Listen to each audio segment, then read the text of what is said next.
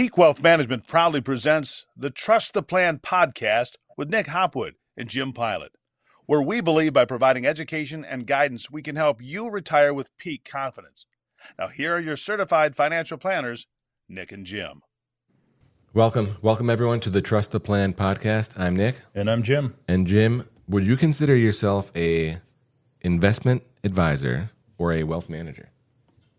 Oh, interesting question, because the terms often get interchanged, but I would probably say a wealth manager. A wealth manager. I agree. Yeah. I agree. It's not because you don't provide investment advice. Yeah. But it's because we do more than provide investment advice. And I should have pulled this up here, but I think I can get it quick. That was what swung me. Is investment advisor sounds great, but to me it implies that you only talk about the investments. And I think that's a big thing that we don't just do, right? Is we pride ourselves on the fact that we want to talk about a lot more than just the investments. That's right. And we have here, this is our peak process slide that we go through with people that are learning about our business, like when we're doing a first meeting with somebody. And so obviously we're trying to find out if there's a good fit between what you're looking for and what we offer. But then we go right into planning, and we're trying to understand the goals, okay? So if you're an investment advisor, you're probably just talking about risk and performance, okay? And that's probably it, okay? The investment advisor maybe is picking their own stocks, their own funds, ETFs, and all of the conversations revolve around investments and strategy and performance and outlook and so on. What's the crystal ball, right? Right. So we talk about that stuff, but a lot less, okay, because we're also talking about the planning as well. So they're both very important, but we think that planning cannot be ignored. We add a lot of value in that planning component. And so we're trying to understand, first and foremost, what are all the goals, and are we on track to reach those goals? Yeah. And then secondly, once we know that direction that we're going in, we want to optimize everything. So these are the general categories, cash flow, debt, investments, taxes, estate, and insurance. And so most investment advisors are not going to cover those topics, whereas a wealth manager is going to cover them with their own tools or also bring in outside experts to help as well. Yeah, I think something that it makes me think of a podcast we did a couple weeks ago where we talked about, Roth IRAs and being balanced in a Roth IRA or being aggressive. Seems just like yesterday. Doesn't it? Taxable account, right? If I was only an investment advisor, I would just be talking about these things, the risk profile. Well, he said he wants to be balanced. He doesn't want to take too much risk. Or, a strategist, he wants the money to grow. So I would just pick any old strategist that I thought would grow rather than thinking about the tax consequence of it. What strategist you use within your taxable account, what level of risk you're taking in your Roth IRA versus your pre-tax IRA versus your joint investment account. I just think that is a perfect example of why you just have to think about more than just the investments. I agree. And so that's the tax aspect, okay? Then there's also cash flow. And a lot of times we're not going through someone's budget line by line. Sometimes we do, but very rarely.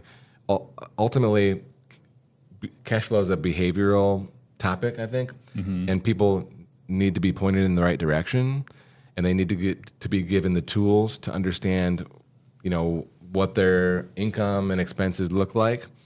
And also, are those, and we have to have that today to understand what the retirement goals look like. And so if you're spending $10,000 per month right now, just to throw out a number, you say you're spending $10,000 per month right now. Is that real? We want to see some evidence that that's the case. Because if you just say that's the number, no offense, but we've been doing this for so long that we're not going to take that number and run with it. We need to see the details. And then is that $10,000 that you're spending today, is that the same? Is that the number for the retirement goal, or are there going to be changes? Maybe the mortgage will be paid off. Maybe you still have kids that you're supporting at home, and they're going to be out of the house. So maybe those expenses in retirement will actually be less. Yeah, and I think too often people get hung up on the rule of thumb. I'm only going to need 60% or 80% of my pre-retirement income. Well, show me that, right? Because if you think you're only going to, you're spending 100,000 now and you're only going to need 60 in retirement, like if we're wrong and you really need 100, that's an incredibly big difference in how that retirement plan is going to look. Absolutely. So, debt, the big thing that we look at with debt is making sure that that mortgage is paid off before retirement. Even with these 3% legacy mortgages, we still don't want to have that payment when we're in retirement. And so that's the big thing that we're thinking about with debt right now. And if we have to get a new mortgage, certainly we have to have a plan for that. We kind of already talked about investments, but also are we saving enough, right? And so you say, hey, I'm maxing out. Well, to a lot of people, maxing out means getting the full match.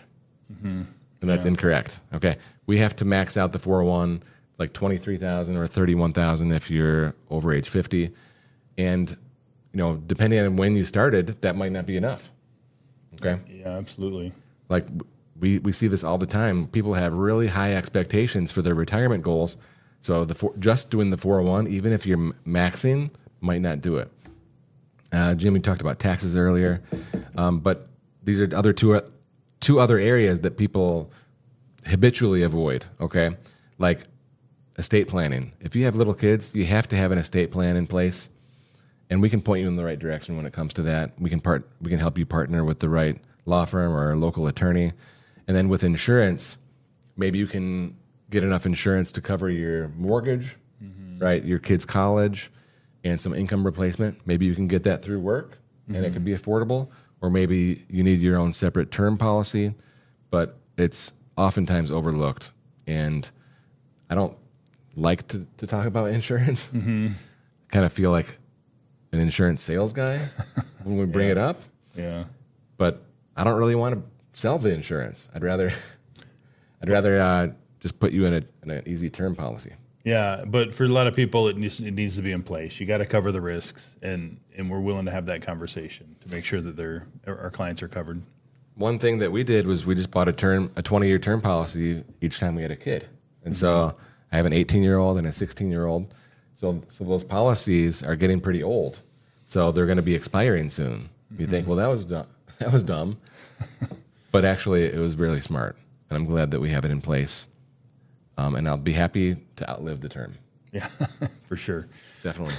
Okay, so these are some of the topics that we talk about with wealth management.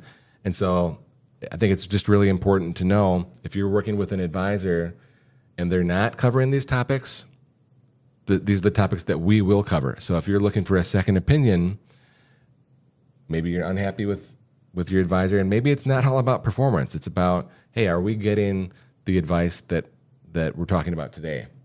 Time for a second opinion. Reach out to us at peakwm.com. Peak Wealth Management thanks you for watching and listening to the Trust the Plan podcast, featuring certified financial planners Nick Hopwood and Jim Pilat. If you enjoyed our program, please subscribe and share. If you'd like to learn more about our services, please visit peakwm.com. peakwm.com today. See you next week.